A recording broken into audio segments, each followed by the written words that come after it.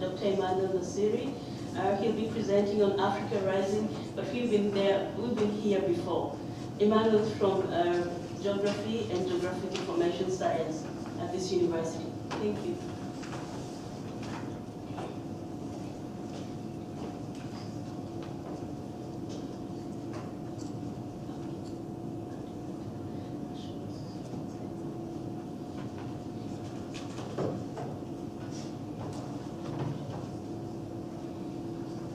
Thank you, ESO, for the opportunity to present. Some research that I've been looking at.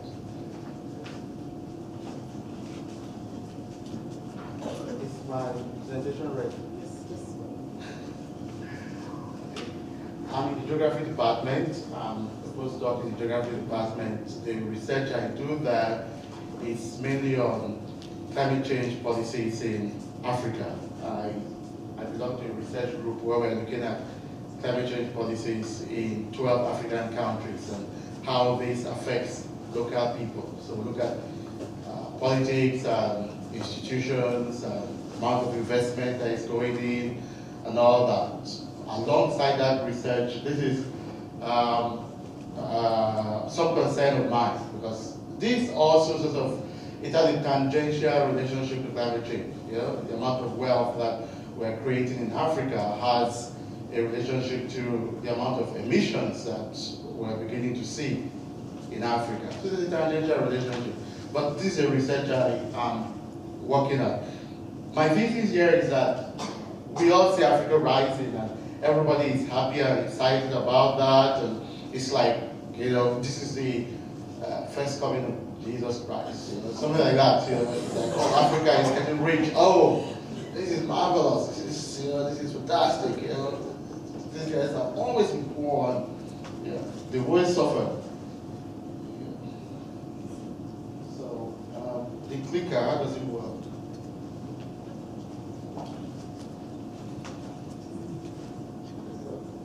Okay.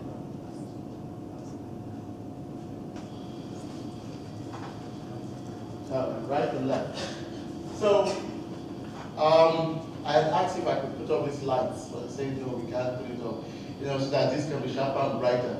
This is a publication, a recent publication that, you know, is celebrating Nigerians. So the Nigerians have arrived, you know, and it says they fly from Lagos to London by private jet, they love Belgravia and bespoke suits, they play polo with the princes. You know, they were drinking stuff, fast cars, champagne wars, and casual racism with Africa's new golden girls and boys. You know, the Nigerians have arrived, finally. You know, we're beginning to see them. You know, this is the kind of image that the media is presenting. But I bet everybody in this room, at least that is over probably 30 or over 25, you always know the Nigerians are there. You know? You always know the Nigerians are there, right? Because at least 1 in 5 black person or 1 in 6 black person is a Nigerian. That's the statistics, right? Yes, probably 1 in 5 or 1 in 6 black person is a Nigerian. So Nigerians are everywhere. Yeah, the streets of New York, the streets of Chicago. So this guy probably came from Mars to Earth and then discovered that there are Nigerians who love champagne and all the rest of it. You know? This is just a snapshot that was published by Forbes magazine that says, okay, as at 1965, these are just some Nigerians who were millionaires in dollar terms, you know, as far back as 1965. And these were not people that maybe got their money through corruption or stole or stuff like that. You know, these were entrepreneurs, traders in the granite sector, transport and logistics, oil and gas, manufacturing, bakery, insurance. You know, this is as of 1965. As of 1965, were Nigerian students in Oxford, in UK, who were using Rolls Royce and all the rest of it. You know, and this is 2014. You know, a list of some Nigerians that are wealthy. It's just to show again, that we have actually been there before. This whole going crazy about Africa's wealth. Now, I'm going to show you a series of graphs. There are like 15 or so of them, or 13 of them, that shows the GDP per capita in a series of African countries from 1960 to date, for us to see how this has been. On a lot of these graphs, you will see that there's always that spike there, where African nations really did well. They kept on growing, and then it was in recent times, late 80s, 90s, that there was a dip, an unusual dip in the growth. And the growth has resumed again for a lot of African countries. So, the whole stuff about Africa rising is, the first one is Algeria, and then we see Angola. Now, Angola is one of those nations, they've been fighting wars and all of that. Benin Republic, even though on some of them, the spike is not as great as others, but you see that, it's not always been a sad story. So you see that spike and you see the dip in a lot of things. Botswana just kept on growing. Cameroon, where I come from, you can see that we're still not as better off today as we used to be. In 1980, we were maybe 12 million or 10 million. We were the highest importers of champagne in Africa, in Cameroon at the time. Egypt, Gabon, Ghana, there was a little spike there, then there was this long, period of poverty, and then it began to grow again. Ethiopia, little spike there, then the dip, and they began to grow again. Equatorial Guinea, Ivory Coast, see that spike then. Kenya,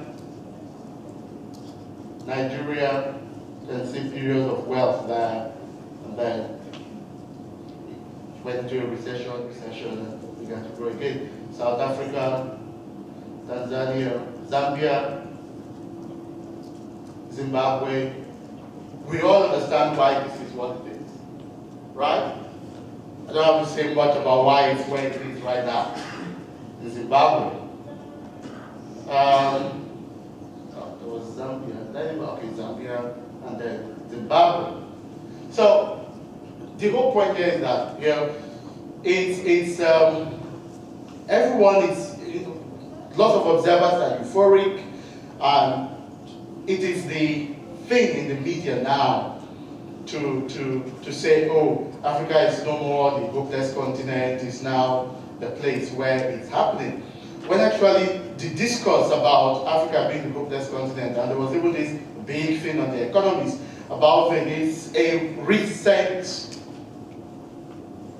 happening, which you can trace to IMF and World Bank and structural adjustment and deregulation and all that. It was like all of these policies were tested in Africa, they wrecked the economies, and we are just coming out of it. Now, these policies they are coming back home in Europe and America. Deregulation, privatization, and this is the time when Europe and America is now beginning to see, the things that we went through in Africa when the flood of those policies came in to try and adjust the economies. What happened to that first period of wealth that a lot of African countries did experience? There is a great little book by Bates on markets and states in tropical Africa, where he showed that in lots of these African countries, definitely Cameroon, definitely Nigeria, definitely Ghana, probably Senegal, definitely was mismanagement. The economies were built on agricultural commodities. They had marketing boards that would take the crops from the farmers, sell to the international market at a certain rate, but pay the farmers certain rates. So if they sold the crop at, let's say, $6 a kilo, they would have a rate of, they would pay the farmer $1 a kilo. And the idea was the other $5 in the surplus, they keep it, they save it for rainy day, because it is understood that there will always be boom and bust in the economy. It's understood. So they will save the $5 so that in lean times, they can still maintain that rate for the farmers. That was what the marketing boards were doing all over Africa.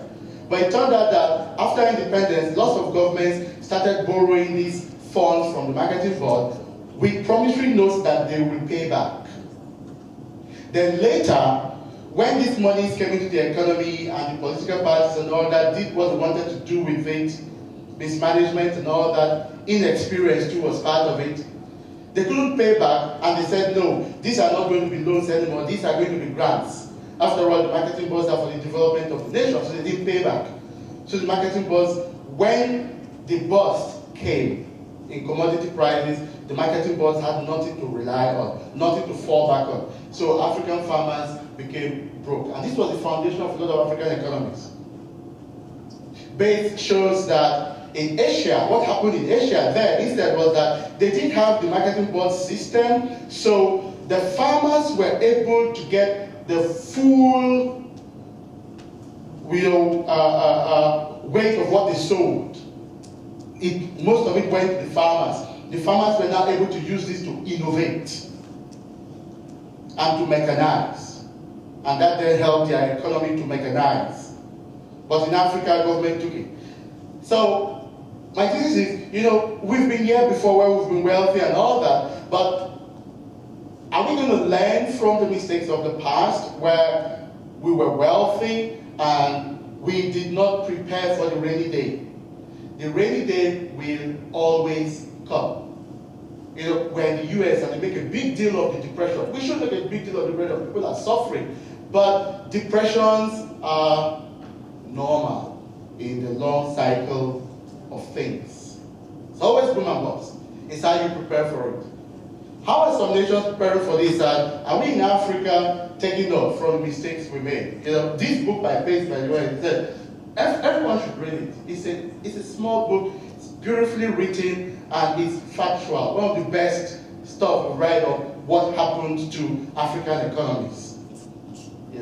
So this is what some nations are doing right now.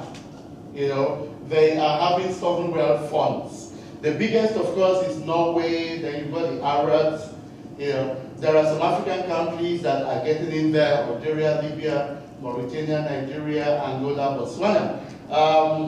Norway, for instance, the sovereign wealth fund is almost $1 trillion, 600 billion, 800 billion, somewhere around that. The Nigerian sovereign wealth fund, which is recent, it's just about $1 billion. These are the top 7 in terms of sovereign wealth funds. The Nigerian sovereign wealth fund is just $1 billion. Now, this is a nation where recently, I don't know how much got missing. Can Nigerians here educate me? How much got missing recently? 10 billion naira or dollars?